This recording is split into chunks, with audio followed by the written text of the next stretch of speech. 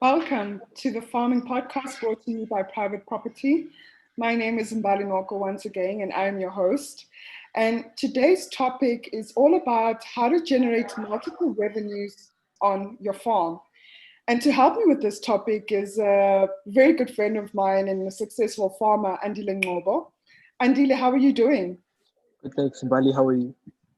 Good, thank you. Thank you for arranging some time to have this podcast. I know you're very busy on the farm, but how are things? How are things going at the farm? Things so far are going okay. We've been anticipating some more rain, of course, but so far so good. That's good to hear. Thank you. You've got many titles: advisor, agribusiness strategist, ops manager for Tusokuhle farming. Um, yeah, what exactly do you do? How does a day in the life of Ngcobo look like? Yeah, well, I mean, a lot of these titles, I would say, are titles that I've been given by people who have been requesting a lot of my services in terms of consultations. But, after doing extensive research, I realized that you can't just be a consultant. There's obviously some level of procedure and accreditation that goes with that. So from the aspect of advice, purely, sometimes obviously if I'm going to be dedicating some of my time, obviously then I will charge for that. But also sometimes, I advise over the phone and sort of get people to understand what it is that they need to do, the kind of direction they should take, and how they should position themselves in order to get started. So I decided maybe that category is best fitted from a perspective of an advisor more than a consultant, because I don't always have to be there.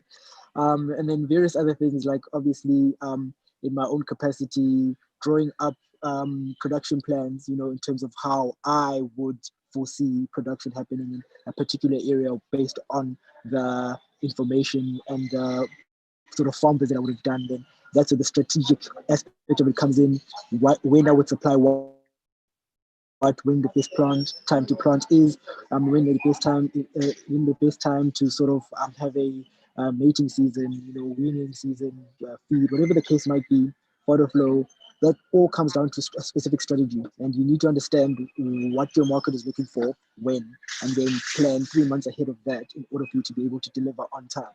So I guess that's where the strategic or agribusiness strategist aspect comes from. And then the operations managing part is just like my life's work. So obviously being on the farm 24/7, Monday to Sunday, trying to ensure that, the vegetable operations, okay, beef, and the small stock operations are all running as they should at the company. So that's basically what I do. All right, so you mentioned that you're on the farm literally from Monday to Sunday or Monday to Monday, which I completely understand because it's part of our job. So when do you find time to consult to individuals, and what type of individuals do you come through to assist? Or what type of individuals do you assist from a consulting perspective? Is it startup farmers or farmers already that are producing in the industry? So, Mbali, I think you get to a point where it's all about establishing a system. So, once you have a system in place, um, even though the system is there and it's working, but sometimes there are glitches in the system, and you can't always foresee these glitches because in farming there are unforeseen circumstances, and every single production system and cycle is different every single time. You could be planting peppers every year for the past 5 years, but every year has had a different experience attached to it. So as much as I do spend Monday to Monday on the farm, but and that's because I'm there to monitor a system more than to do a lot of physical work right up until Sunday. So maybe on the Saturday or the Sunday, I'm not actually there to sort of like check leaks on a tractor or to see if the piping is an issue, or if there's a shortage of some elements that need to go into feed or whatever the case might be. Sometimes I just need to observe and see that people actually got to work on time, and that everything that should be working is working, and then I leave. And when I leave, that I add the advisory part of it to those hours. So that's why I'm working Monday to Monday, because I'm not going off to relax at home, but now I'm going to see, and like you asked, I'm probably going to see a startup farmer, and it's not always a startup commercial farmer. Sometimes some people will be in a communal setup, you know, and being in a communal setup does not necessarily mean that you're a subsistence farmer, because you could find that, you know, the amount of land that you can cultivate is actually at a commercial scale. It could be anything from Yes. 8 to 10 to 12 hectares, you know, and that's obviously for me, I arrived thinking that, oh, okay, I know the name of the area, sounds familiar. Looking on Google Maps, it seems like a rural setup, but when you actually get there, with a little bit of infrastructure, you find that that could actually be considered, might as well be considered a commercial operation. But however, it is still a startup. So I do look at startup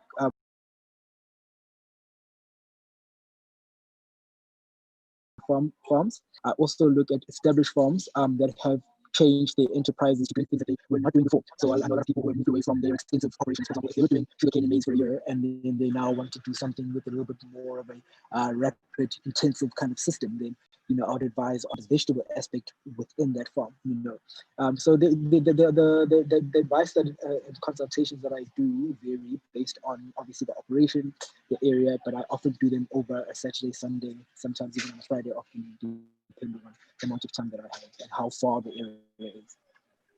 Awesome. It's good to see that you're helping others, you know, because there's a lot of interest from individuals from diverse backgrounds that have an interest in agriculture.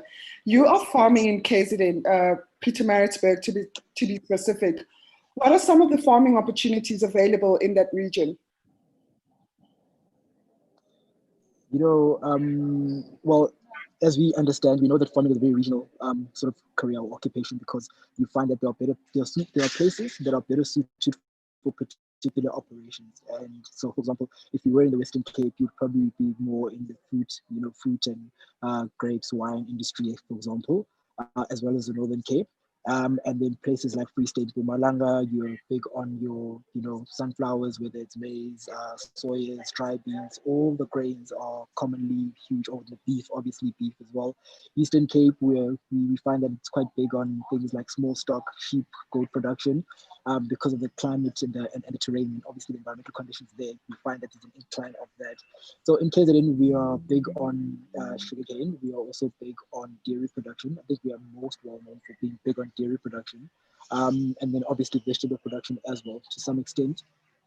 So in terms of opportunities, of course, when it comes to farming, I think that as much as it varies from area to area, I think it just all comes down to at what level are you trying to enter farming? So are you a first generational farmer, second generational, third generational? I mean, if you're a first generational farmer, then obviously it's just you're going to have to find places to work. So for example, you're going to have to actually find land, and then you're going to have to become familiar with the way it is that you can get services that can help you establish your infrastructure, you know, where you can get your inputs, that sort of thing.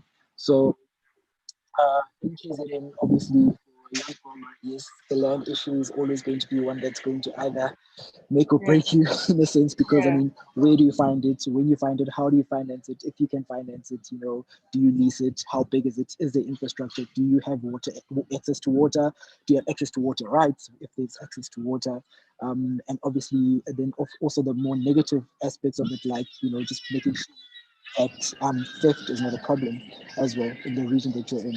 So besides that, okay, so it's finding the land, making sure that you're actually able to establish a system that's going to service a market. So market-wise, I mean, I think that KZN has a, obviously, like any other area really has a, when it comes to food, there will always be a market for it. It has a huge potential for growth, and you can also obviously, as much as I always say it's saturated, especially the vegetable aspect of it is saturated, because there's only so many limited things we can do during the winter season. Therefore, we are all producing the same thing and trying to service the same market. But when we're in open season, in our summer months, then obviously there's an endless opportunity for you to produce whatever it is that you want to produce, especially in terms of planting. So I would say that it's difficult everywhere in the country, and it's the same as every other place. But there are opportunities if you're really serious about getting into the industry. Great. So I know on your social media presence, there's a couple of there's various farming activities that you do, like from cattle to sheep to horticultural crops, primarily vegetable production. Is mixed farming the way to go, or would you advise that people should stick to one commodity or crop? niche in that before, you know, looking at mixed farming, or can someone do it outright? Because the reason for this is that, you know, sometimes people inherit farms that already have a diverse ranges of production on their farms. And so they kind of had to juggle all of those. So is mixed farming something that you would advocate on the onset, or would you rather say people should gradually grow from there? I would generally think that, you know, every development that you would like to establish, especially in terms of farming, should be phased. So it should be phased in such a way that you can grow from one thing to the next thing to the next thing. And how you grow ultimately is also determined by the challenges you might face based on what you initially wanted to establish. A simple situation being, I think everybody gets into business. Sorry, everybody gets into business at the end of the day to make money. So obviously, you know, you've got to first of all establish, well, you're starting this business because you're looking to make money. Now that we know that, what sort of opportunity or what sort of operation can I establish based on my environment is the next question. Because, you know, as much as you'd like to, you have a goal to achieve an X amount of revenue or income or profit, that could be hindered simply because your area cannot accommodate the plan or the idea that you had, or because your market is not reachable, you know. So for example, you establish a business based on what your market wants, the market you can reach, obviously, and also based on what the environment can accommodate. So you would probably start with your, if it's your vegetable production, then that's what it should be. If it's you wanting to start with cattle, because obviously the maintenance is slightly easier to sort of come into compared to planting, then you'd probably go with that. You know, get that under advisement. And then once you have established the enterprise that you actually want to do, then you've got to again establish a system so that it works. So now you need to understand, how are you actually getting your income, right? And that's how we sort of separate between intensive and extensive operations. Because, you know, with your extensive operations, that could either be with your animal production or your plant production, is an operation that's going to give you bulk income almost once a year. So, for example, I'll give you an example of maize. You plant maize, you look after it, and you grow it for almost a period of like 9 months before you harvest. So that's pretty much 1 year, right? But with all the inputs and all of the cultivation, you know that you're going to invest so much and get so much out of it after a period of a year. Whereas in vegetable production, you know, you are planting and harvesting in intervals of periods of almost 3 months, 3 to 4 months at a time. So now you can either do a lot of that and keep getting rapid income or revenue throughout the year, or you can go with an extensive operation where you put everything in once, you take all the risk and put it into one basket and manage that until you can harvest and reap something at the end of the year. So it all comes down to how you're able to sort of manage your operation and how much risk you're actually able to take on the onset before I would advise that you look at the next operation once that system is working.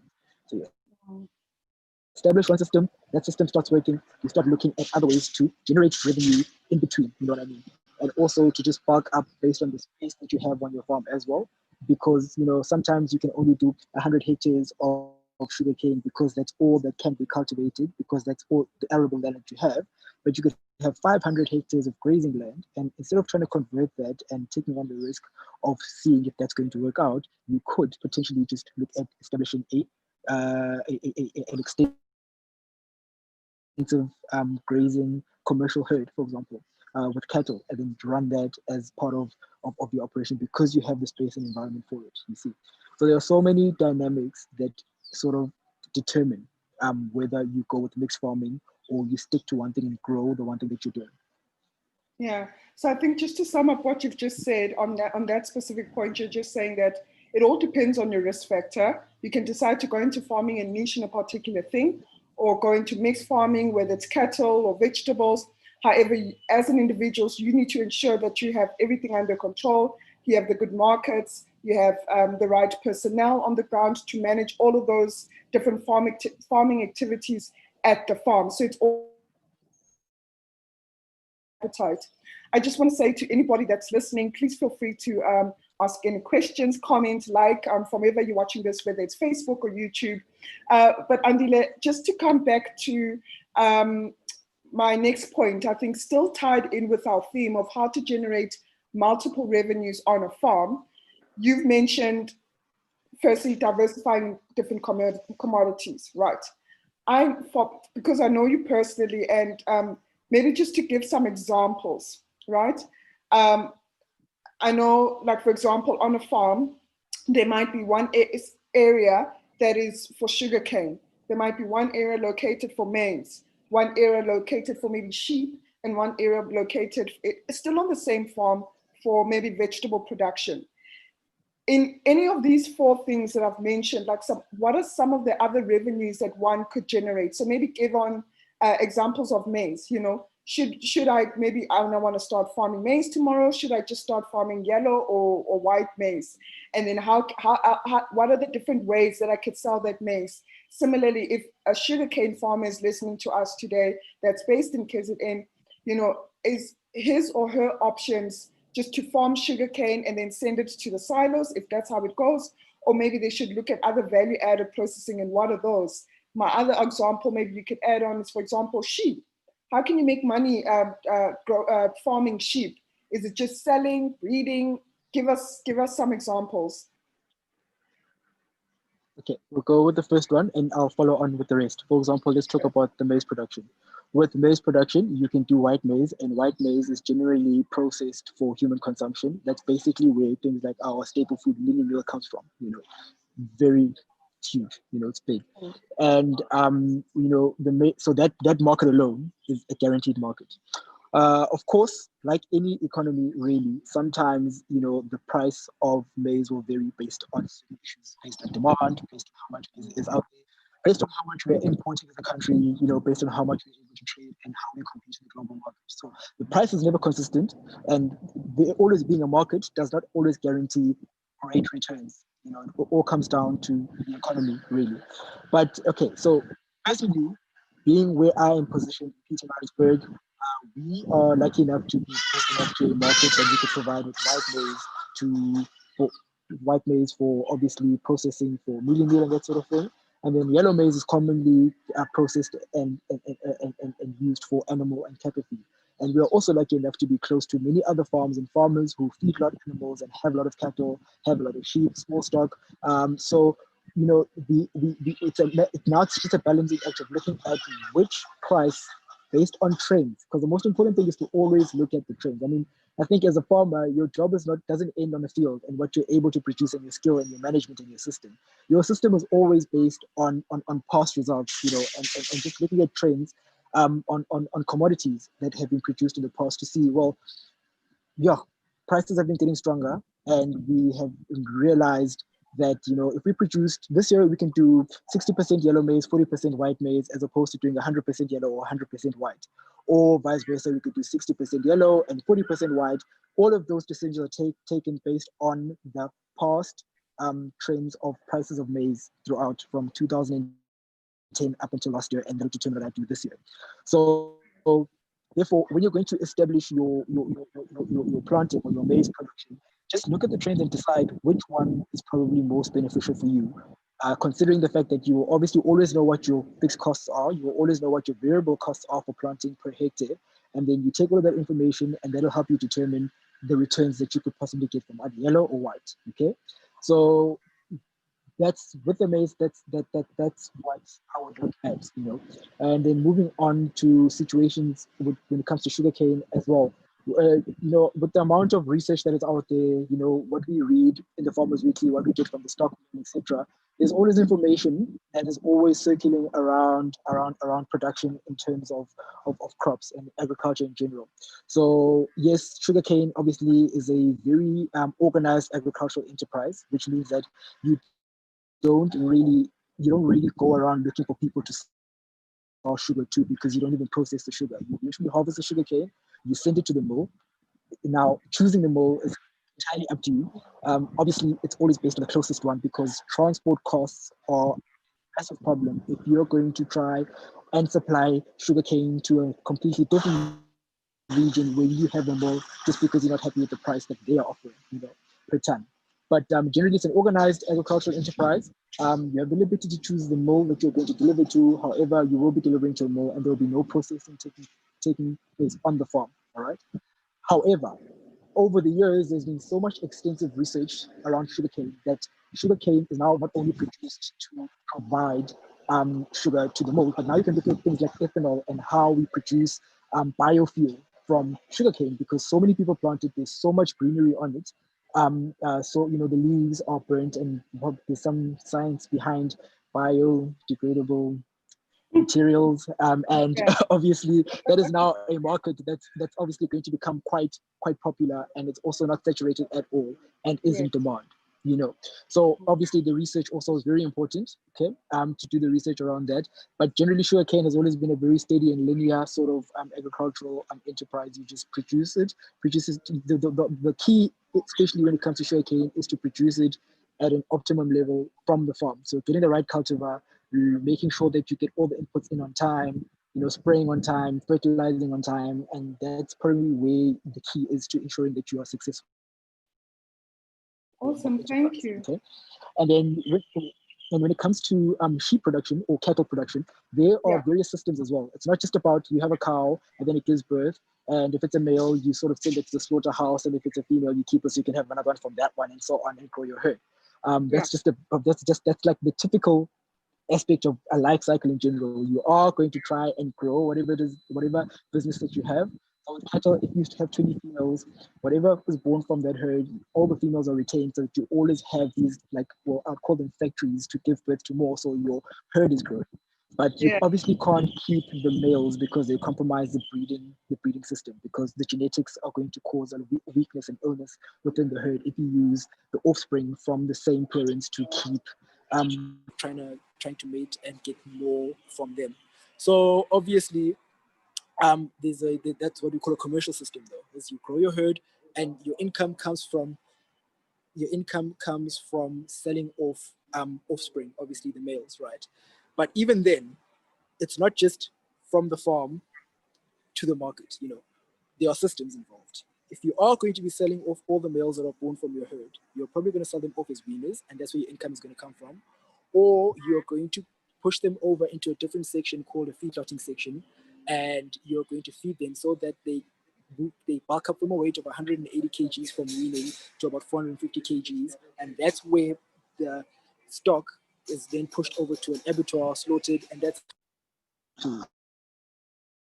so you can tell that there's a system, and you could fit into any part of that system. Some people don't even own animals that they need to look after for a year. Their job is simply to buy in weaners, put them in a feedlot, feed them out. So that's putting in some money. That's an investment that you're making to making sure that you feed them, grow them, and then you sell them off, and you get profit from whatever you sell to the abattoir, and ultimately whatever goes to the butcher is what you get off the shelf, right? And then there's a completely different aspect to animal husbandry, which is the stud aspect of it, whereby all the cattle, all the different types of cattle we see today have to have come from somewhere. So there are people who are consistently maintaining that particular breed or that particular kind of animal, right? And Ah, that's when you find us buying a bull for R1,000,000 or from an auction, because it's probably got the best genetics you've ever seen.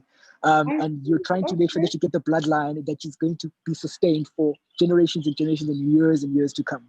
And that's a whole niche market all on its own. I didn't know that. That's the first for me. I really didn't know that. Right. So and that's not just cows. That's in horses. That's in sheep. You get that in goats. You get that in chickens. Anything. There'll always be a stud breed that has the pure genetics of that particular kind of breed, and then obviously it gets commercialized somehow and it filters into the commercial market. Because I mean, at the end of the day, if I'm a farmer and I've got a herd and my duty is just to make income from selling beef, for example, yes, the genetics is very important in the back of my mind, because it will obviously ensure the growth and the strength of my herd that I'm going to be reaping rewards from for the next years to come. So that's why the genetics is important. But I won't focus too much on growing animals for genetics. I just need to get the right genetics to ensure that I have a strong herd, and then continue from that. Okay, great. Thank you for breaking that down in such detail. We've got some questions here from Instagram, particularly. It's about a few of them. So one is from Mlandeli Chanye. I hope I pronounced it well. Where do I go if I want to buy land? Okay, so I always say that that is a very tricky one because you do have it's like going onto a property website, private property, for Yeah. example, and you find that nowadays, thank goodness that there's a platform where we can actually look for land. But obviously, farming is a very it may be vast, but it's a community. Yeah. So, for example, it's a community in the sense that if I were really selling the farm that I'm at right now, chances are the first person, it's an unspoken rule, but the first person who probably knows my neighbor and will be given a chance to actually purchase the farm and grow their operation, grow the amount of land that they have, pull down the fence, and they're on double what they were before, or the neighbor beyond that. But it's always a community sort of conversation first before it becomes a commercial sale situation, unfortunately. So yes, it is tricky, and I've found that you stand a better chance of finding a perfect place to farm by going out and looking for it, by driving, asking around in a particular area that you think you would want to farm in, as opposed to just thinking that it's going to be gazetted somewhere somehow. Yeah. But then your other alternative, obviously, is to go onto the private property webpage, for example, and actually going through their farm sales tab, right? The only difference there is that obviously the farms that are for sale might not necessarily be farms that are in production. Sometimes they are, sometimes it's not. Sometimes it's just land, on a small holding kind of situation. But I mean, I've been surprised to see farms as big as 300 hectares on the private property website. So, but obviously, depending on the area as well, pretty high premium as well Yeah. I, attached to it.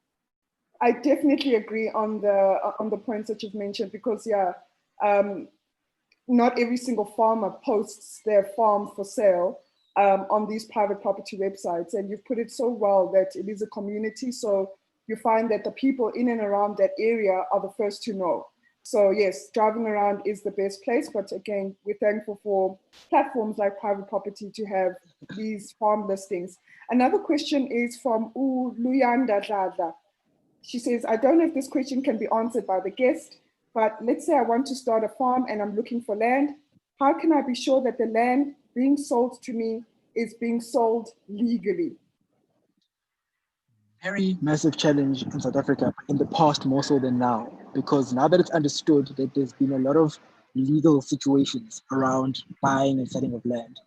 People used to, back in the day, would sell a farm as a going concern at a very good price, and people would make the purchase, only to find that that piece of land is actually under land claim, and therefore was actually not even rightfully belonging to the person selling to begin with. So in that instance, nowadays, like I say, it's gotten to a point where farms are not really commonly listed, especially if they have issues like that attached to them. There will obviously more probably be in a private sale between you and someone, you and the neighbor, for example. And so you wouldn't find land listed you wouldn't find yourself in a situation like that in land that is listed. However, it's very, very, very difficult, unfortunately, to tell unless you go to the deeds office and Yeah, you actually inquire, whether or not the farm is under land claim and if it rightfully belongs to the person who's selling. They are very happy to give that information for as long as you're able to secure an appointment with the, what do they call them? The drafts guy. Yeah, that person. But yeah, you'll find someone at the deeds office who will be able to assist with information regarding that area. They can even give you the history of the ownership of the land, yes, where the boundaries start. In fact, we usually go to find out where the boundaries really start and end. Sometimes you find areas that have had dilapidating equipment and infrastructure like fences. You can't even see where the fence is supposed to run. You go to the deeds office, they have contours that can tell you exactly how far from a particular place that land actually ends and when the neighbor actually starts. And in doing so, you also have the history or the information of the history of the land available. great. Thank you for the point of the deeds office. And I think maybe just to also add on such a valid point that you brought up is that it's also seeking some sort of documentation. We want to see like some papers if you're going to be selling the land. And I know it might be difficult obtaining that if you're just still at an inquiry phase of wanting to buy the farm or at negotiation phase.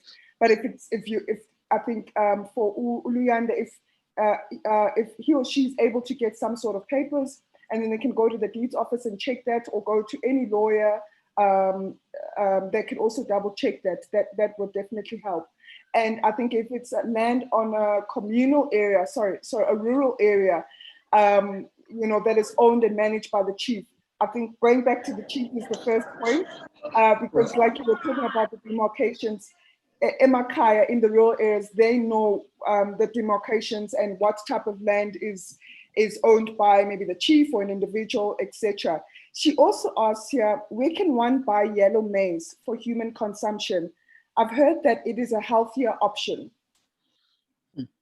Interesting. So, if you go to, I know that, for example, whenever we're looking for feed, for example, surprisingly, you could have a farmer who's probably 10 kilometers down the road from you, but because you don't know them, you don't know you can get your lucerne bales from them to feed your cattle, whatever the case might be. So you probably go to your nearest agricultural all-rounder hardware kind of store, warehouse, and they'll always have information about suppliers and people who supply them.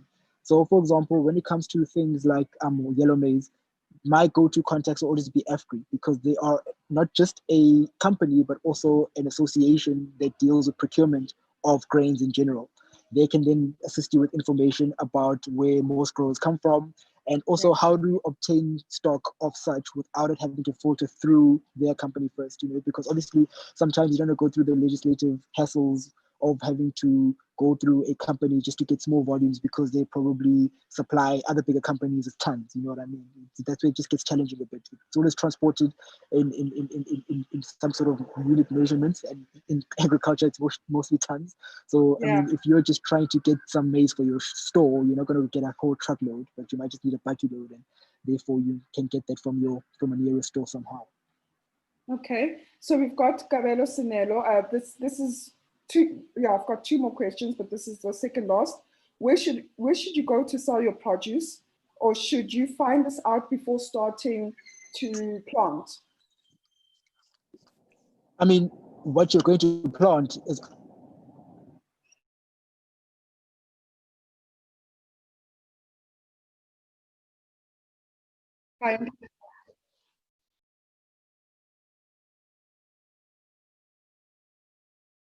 Yes, hi.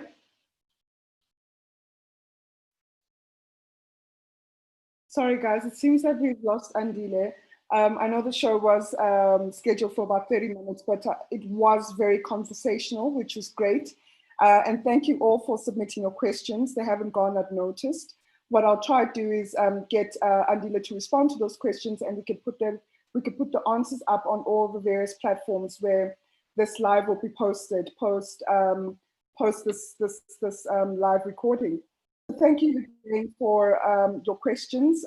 It is much appreciated. And be sure to tune in on Thursday, where I have another guest, a different topic as well. So look out on all the social media platforms on what the next topic will be and the guest. But thank you very much for your time today, and wishing you all the best for the week ahead. And I'll see you on Thursday.